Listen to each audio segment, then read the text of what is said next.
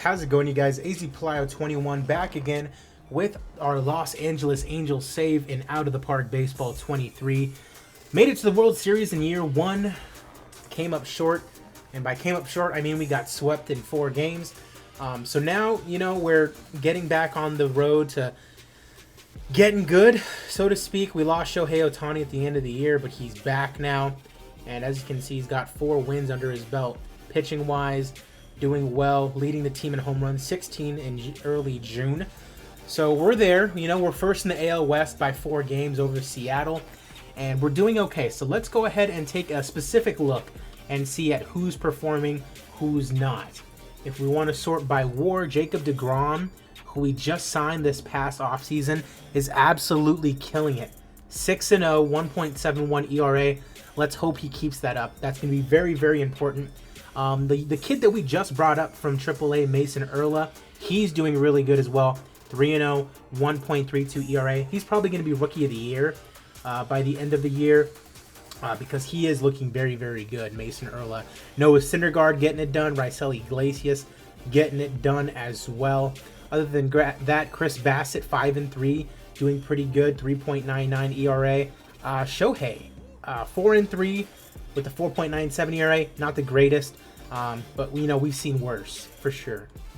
All right, so we want to go over and see our batters, how they're doing. Luis Renjifo is doing terribly. And is he? Yeah, he is our starting shortstop, Renjifo, and he has not been doing well. I think that's because, somebody must be injured. Because I believe, David Fletcher's injured. He's only out for another week. That's going to be very important, him coming back, because Renjifo has just not been getting it done. He's on 3 years now, so he's going to be on arbitration this year, and I'm not even sure if I want to keep him. I mean, if it's going to be cheap, I might keep him through arbitration, but it's just not worth. He's just doing terribly. Batting 165, negative 2.5 WAR he's expected to get. He's just not getting it done. Other than that, Joe Adell still not being able to put it together. I don't get it. Wait, hold on. Joe Adell's not doing terrible, as a matter of fact. 215, 265 OBP. He was really killing it in the playoffs last year. I just don't understand why he can't, put it together in the regular season, like on a day-to-day basis. I mean, he's projected 26 home runs, 77 RBIs, but he's not contributing like overall to the team, and that sucks because you can see there ALCS MVP last year. D the Ween, how's it going, my man? Hope you're having a great day. Let's see. Other than that, Rendon is having the best season out of anybody so far at the plate. 2 WAR.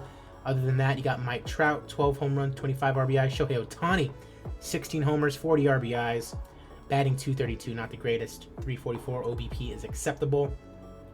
And then by OBP, Mike Trout, king of getting on base. Stolen bases, Tyler Wade is doing pretty good. Good OBP as well. But other than that, like I mentioned, Renjifo not getting it done. Matt Duffy is not getting it done either. Batting 127 and 63 at-bats. That's not pretty good. Dylan Thomas, the 30-year-old rookie, pretty much, not doing that good, but it'll work. And so, we don't have much going on in the way of the injured list. Just Patrick Sandoval, who's only been injured for a little bit, and David Fletcher, who we are missing sorely, who we really need back because he's that added, bat at the plate. No home run power, but he's going to get you at least 300 OBP every single year. That's very valuable to me and to what my philosophy is as far as attacking at the plate. If we want to go ahead and take a look at AAA, see how people are doing. Go ahead and see this by statistics. 0.8 WAR for Sam Bachman. Doing pretty good, it would appear. Jeremiah Jackson having a good year over in Salt Lake. Batting 310, 344 OBP. Levon Soto getting it done. 412 OBP. Jose Soriano having a very good year. 2-star starting pitcher. Might give him a shot somewhere down the line if he keeps it up. Magneuris Sierra having a really good year. 336 at the plate. 1 WAR super early on in the season. On the other side, you have a guy like Anthony Mulrine not getting it done.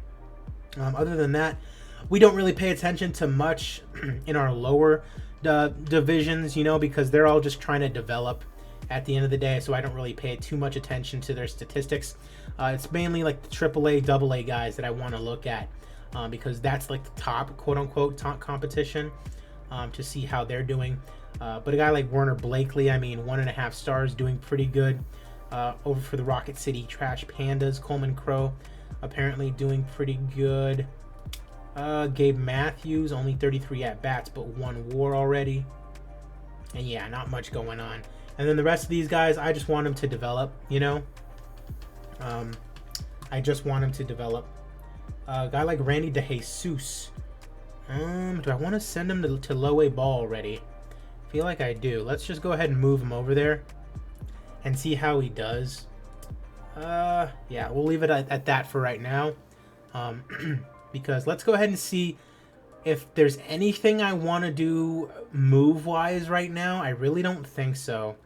I don't think... I mean, 5th highest payroll. We have money for free agents, technically. That extension money is going to help, though, just in case I want to do something right now. Player extension for Noah Syndergaard, who's having an okay year right now. Hopefully he accepts that at the end of the year. So we want to take a look at a guy like Chris Bassett, who's a really good rotation piece. He's on $4 million right now. If we wanted to re-sign him, he's probably going to want like $10 million, so $8 million. So I mean, I would not mind that all that much, but it's dependent on who else we need to re-sign. He's not necessarily a priority for me right now. A guy like Mike Mayers, a bullpen piece, he's not a priority. You can always find pretty good bullpen arms, or you know, you can have them develop through your system. So that's not necessarily a priority for me right now as well. Mike Mayers, he honestly might be someone we look to trade at the deadline if he's not improved on his performance, because he's not doing very well at all right now. I mean, last year he had a really good year, 2.2 WAR as a relief pitcher, but this year not getting it done. Jared Walsh is already re-signed. Tucker Barnhart, I don't believe he's played much this year. Actually, he has. 31 games started, 204 at the plate. That's okay, because he's a defensive catcher. I'll accept it just because, you know, he is what we think he is. A guy like Aaron Loop, the relief pitcher, we're still paying him a little bit to play for the A's. Is he doing good at all? He's actually having a pretty good year, so good for him. And other than that, there's no one that we really need to re-sign other than like Andrew Velasquez. So we really have some money to work with as far as re-signing guys. So a guy like Mike Mayers, if we wanted to bring him back, we probably could. Same thing with Chris Bassett. So like, he's doing pretty good right now. 34 years old though. I'd probably rather just risk it at the end of the year, you know, and save that cap space in case there's someone crazy that I want to go after. Or like, let's say Syndergaard negates that player option, I can easily re-sign him for a year or two.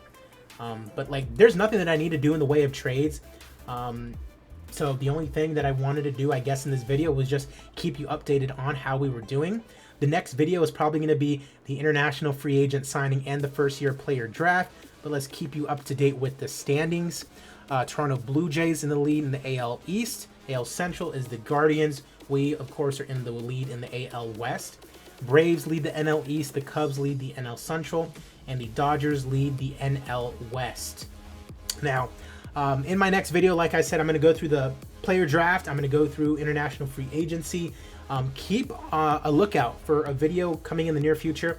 I'm doing an experiment video where I basically just simulate 50 years into the future and go over what out of the park baseball simulates will happen in the next 50 years of baseball.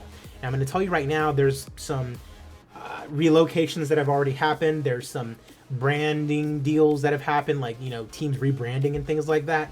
It's pretty interesting stuff. A lot of different World Series champions. I'm able to see a lot of different MVPs. It's all very interesting, so be on the lookout for that. I'd imagine that video is going to come out in about like a week or so. But yeah, that should be pretty cool. But with that said, I appreciate you guys for watching. If you haven't already done so, leave a like on the video and subscribe to see more Out of the Park Baseball or WMMA5 videos, which I'm also working on as well. Appreciate you guys as always. I'm AZPlow21, and you have a great rest of your day.